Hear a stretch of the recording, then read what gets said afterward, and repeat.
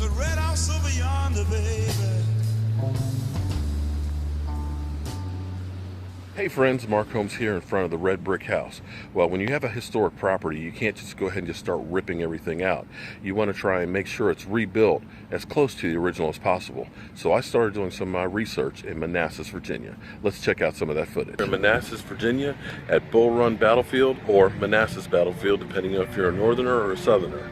Here we have a stone house, and I'm doing some research for the red brick house.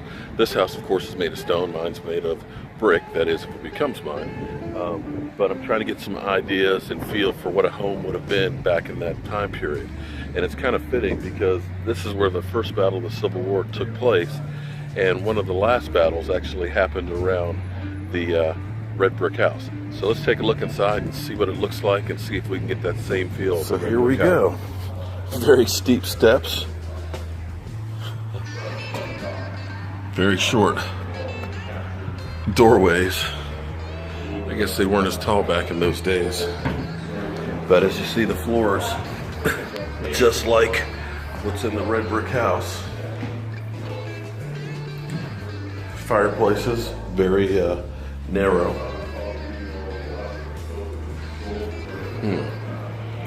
Definitely get some ideas here.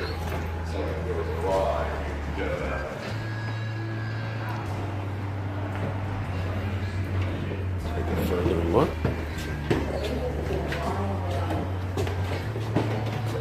You know, when I was here, so it was in the early 80s, there actually, you could see stains on the floor.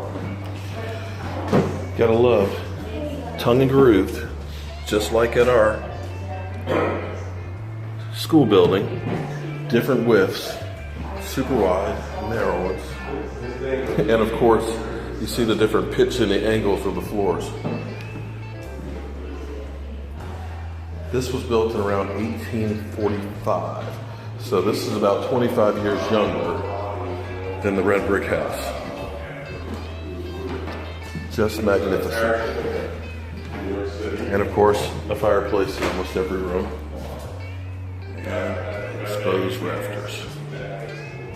Wow, that was a great look at history, and that's definitely given me a good starting point for things to do with the red brick house. And this is how you take care of history.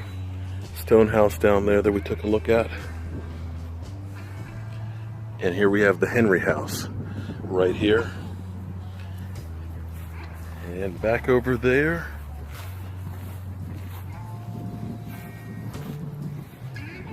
somewhere is Stonewall Jackson,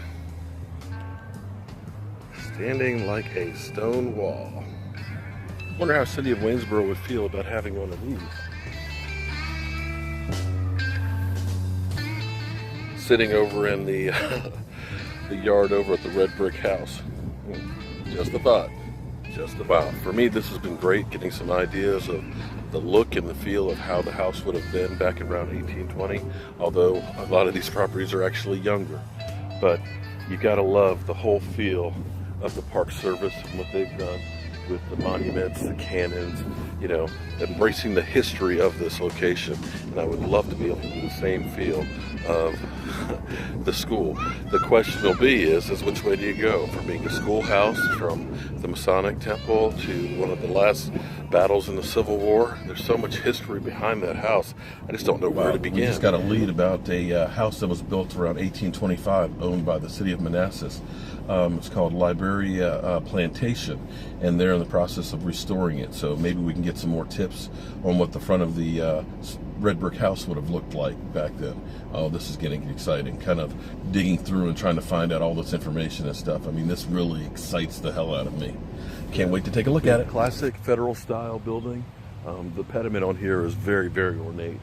And of course, you see how it's always got the two chimneys on either side of it, and the little detail that's up underneath of the roof cap right there. So this is really, really interesting. Now, of course, Williamsburg bricks, same kind of bricks that we have on our house. Now, I'm learning more and more as I go through this process, and I'm finding out the worst thing that they could have ever done was paint the red brick house, because the bricks need to actually let the moisture come out of it. So we may have to strip off all of that. But really, look at the beauty of that. Now this building is actually being restored by the city of Manassas that owns it. And I wish I could go inside to get more and more detail. But you can see on the windows where they would have had shutters. These are the hinge pins for it that would have originally been on it. Love the detail. And look at the handmade bricks that all went into this. Looking at this piece of history. Wow, wow. What a thing of beauty. The natural brick all stripped off there would be fantastic on the red brick house. And to think, this was a plantation built in 1829, 9 years after the red brick house. Now I'm gonna have to consult some historians to figure out exactly what kind of entranceway would have been on the red brick house. But wow, isn't it magnificent? I'm Mark Holmes. Thanks for watching. There's a red house over yonder, baby.